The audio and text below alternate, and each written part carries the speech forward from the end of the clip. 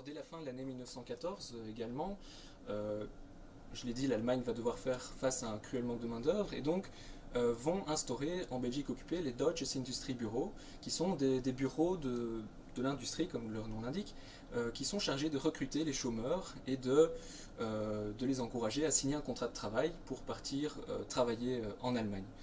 Alors, ces Deutsche Industriebureaux vont diffuser une propagande à travers le pays, puisque ces bureaux vont être installés un peu partout en Belgique.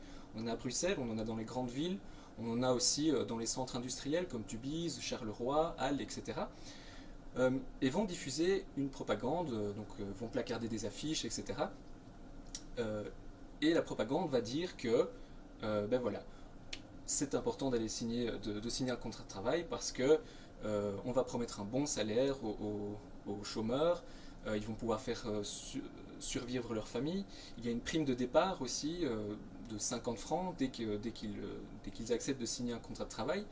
Mais surtout, il y a aussi la promesse d'aide financière aux familles qui restent en Belgique et des aides aussi médicales, donc des soins médicaux gratuits ou des sacs de charbon pour l'hiver, etc. Donc il y a toute une propagande qui se met en place pour encourager ces chômeurs à partir en Allemagne.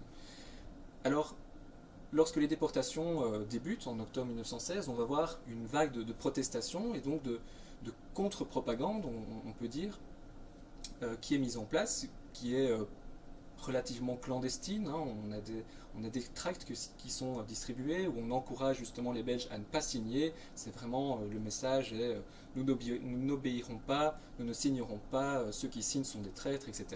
Ou alors on trouve aussi la phrase célèbre du cardinal Mercier qui a protesté contre les déportations et qui dit que, en gros, la vérité toute nue, c'est que chaque ouvrier belge déporté est un soldat de plus pour l'Allemagne.